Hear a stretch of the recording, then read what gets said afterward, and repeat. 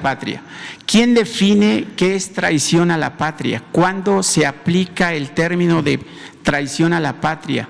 Lo digo porque si saquear al país, dejar hospitales inconclusos, hacer estafas maestras, llevar a la quiebra Comisión Federal de Electricidad, llevar a la quiebra, por supuesto, Pemex y un sinfín de saqueos en este país, a mí le voy a leer un texto de José Luis Pérez Canchola, que me pareció interesante y seguramente a la gente que lo ve y lo escucha, pues va a tener un poco de frescura en lo que hemos olvidado, pero que se queda ahí. En 1982, cuando Miguel de la Madrid llegó a la presidencia, los gobiernos de Estados Unidos y Gran Bretaña, así como el Banco Mundial y el Fondo Monetario Internacional, se encontraban promoviendo la tesis de la no intervención de los estados en el mercado, la eliminación de gravámenes, la privatización de empresas públicas y la libre circulación del capital internacional. El propósito era imponer la economía de libre mercado, es decir, dejar en manos de la oferta y la demanda en atención al modelo neoliberal. La primera ministra de la Gran Bretaña, ya desaparecida Margaret Thatcher, había sentenciado que frente al neoliberalismo no existe alternativa posible. La administración de Miguel de la Madrid dio inicio al mismo tiempo que llegaron al mercado los primeros celulares y las primeras computadoras portátiles. Aquello fue una señal de los nuevos tiempos. Era el turno del neoliberalismo y poco a poco las nuevas tecnologías empezaron a ser más importantes que las personas. En dicho sexenio, en 1982 a 1988, las corporaciones internacionales multiplicaron sus ganancias, mientras que en el salario perdió el 40% de su valor.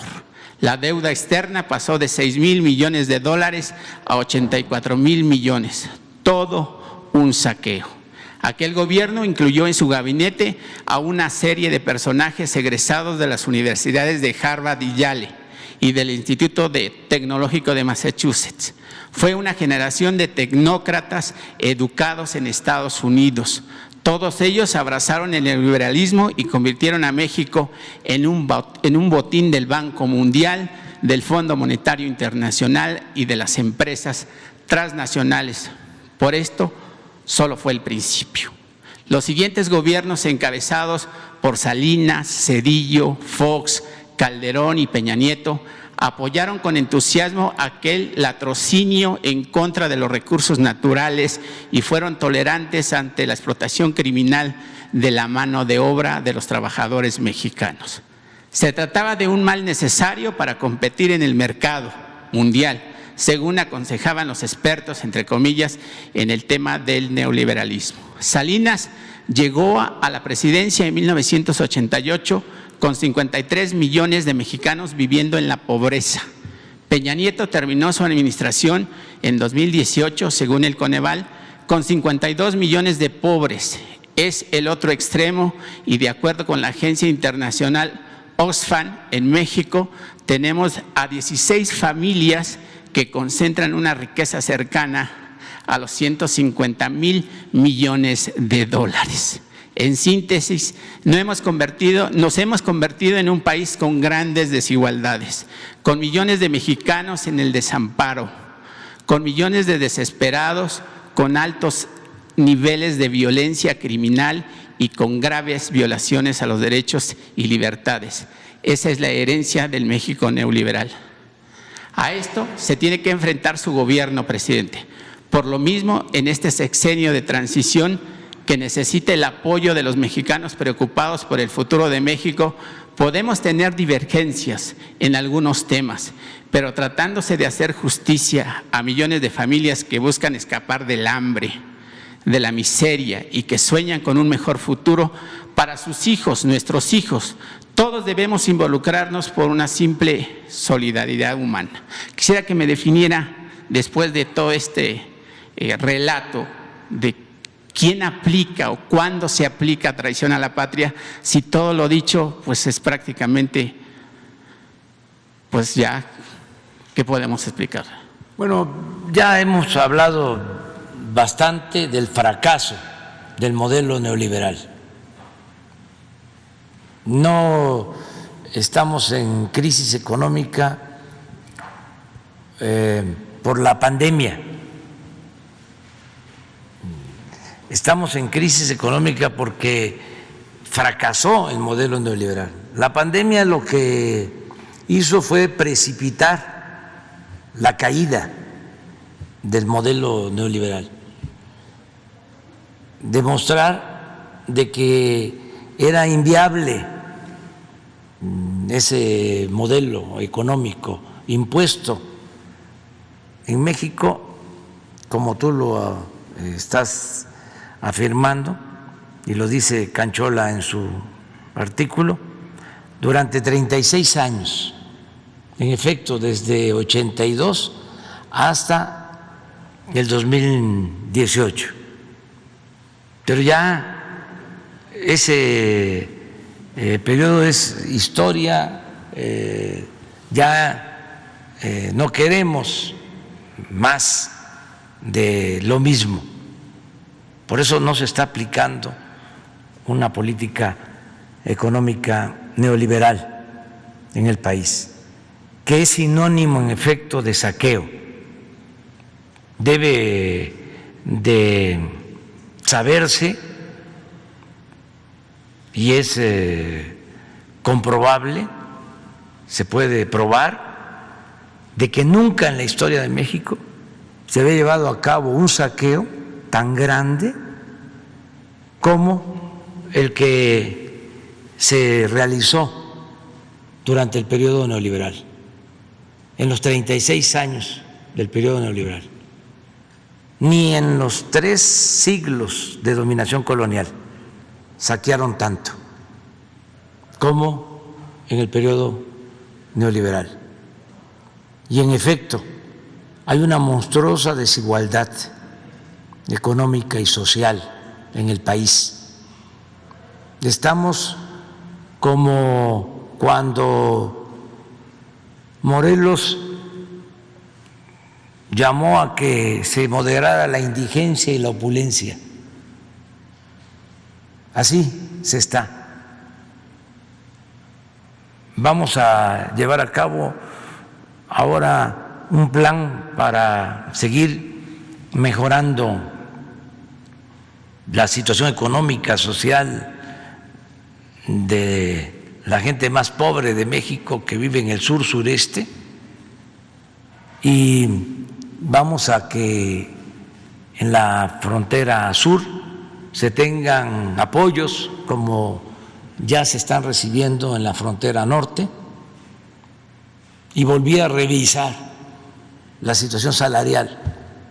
Es una vergüenza que el salario en Guatemala, en El Salvador, en Honduras, en Belice sea más alto el salario mínimo que en México. Y eso que en 2 años se ha incrementado el salario mínimo en 36%, como nunca en los 36 años del periodo neoliberal. No hubo aumento al salario, al contrario, se cayó el salario mínimo. Ese es otro resultado nefasto de la política neoliberal. Hace 30 años el salario en México era superior al salario en China, y se hablaba de que si China estaba progresando, estaba creciendo, era porque tenía esa ventaja comparativa de bajo salario, es decir, de salarios mal pagados. Ahora resulta que el salario en China es más elevado que el salario en México. Y estos tecnócratas corruptos engañaron diciendo que si aumentaban los salarios iba a haber inflación. ¿No se acuerdan de eso? Bueno, nosotros hemos aumentado 2 años el salario y no ha habido inflación. Se ha mantenido la inflación de acuerdo a las proyecciones del Banco de México. Esos son los sofismas que utilizaron para engañar y para imponer un modelo en beneficio de una minoría y en contra del interés general, del interés del pueblo. Entonces, eso es lo que está cambiando. ¿Qué es traición a la patria? Bueno, es muy amplio el concepto. Si se estableció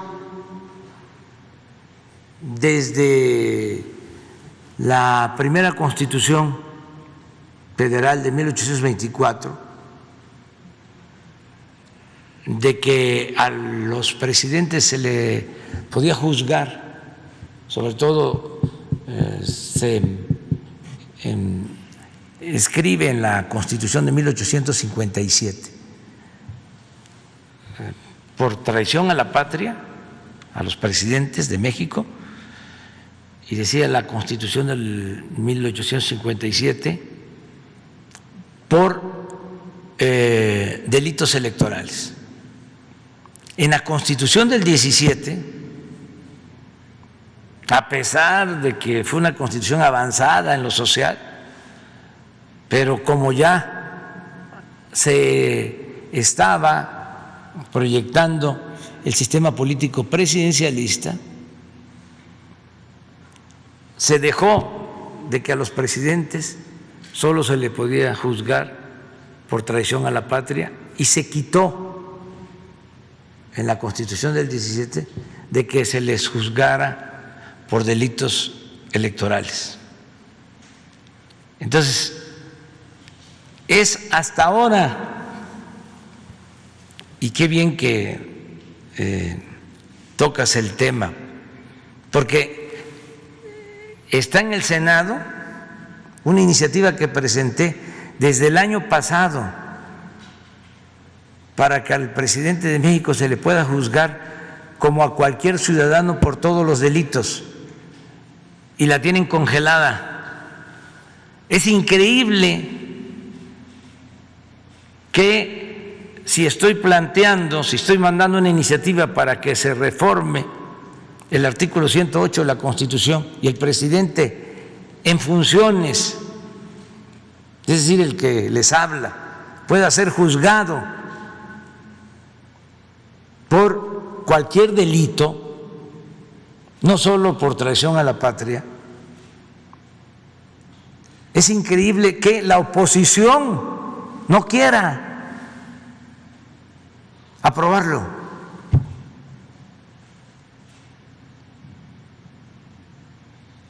Es kafkiano. ¿Cómo si son opositores, si están los de Frena 1, los de Frena 2 en contra de nosotros, que quieren que yo renuncie y me vaya? ¿Y por qué se oponen a esta reforma constitucional? Para acabar con los privilegios del presidente. Pues es que están pensando de que ellos van a regresar y que si queda eso establecido en la Constitución, como les gustan mucho los billullos, podrían ser juzgados, porque son muy ambiciosos, porque su Dios es el dinero, entonces no quieren que se lleve a cabo la reforma. Está en el Senado, aquí aprovecho para hacer un llamado, porque es uno de mis compromisos, que ahora que cumplo 2 años, el día 1 de diciembre, yo quisiera ya decir, se cumplió, ya no hay fuero, ya no hay privilegio para el presidente. Es una reforma trascendente, histórica, como nunca se había llevado a cabo. Entonces, ¿qué es traición a la patria? Hay que esclarecerlo. Yo creo que antes se pensaba que traición a la patria pues era el permitir una invasión extranjera, el aliarse con un gobierno extranjero. Ese era el concepto, pero a la luz de los nuevos acontecimientos no creo que el legislador del 17 estuviese pensando que se iba a llegar a estos extremos de saqueo. Imagínense si los legisladores del 17 que establecen en el artículo 27 el dominio de la nación sobre el petróleo iban a estar pensando de que se iba a entregar el petróleo, que se iban a entregar contratos o concesiones a particulares. Pues no estaban pensando en eso. Entonces, sí hay que replantear en todo esto qué significa traición a la patria en los tiempos actuales. Y es muy bueno el debate y ojalá y se siga dando. Y por eso pues va a haber una consulta en agosto del año próximo. Yo creo que eso es un avance. He venido diciendo que aún con lo confuso que es la pregunta, o lo ambiguo, pues ahí la gente va a decidir si quiere que se juzgue a los expresidentes y que se les respeten sus derechos humanos en procesos legales, no con juicios arbitrarios, sumarios, si quiere eso o no, que eso ya le demos vuelta a la hoja y pensemos, que es lo que yo sostengo, en que las cosas verdaderamente cambien hacia adelante y que nunca más regresemos a la pesadilla del neoliberalismo y del saqueo. Ese es el tema.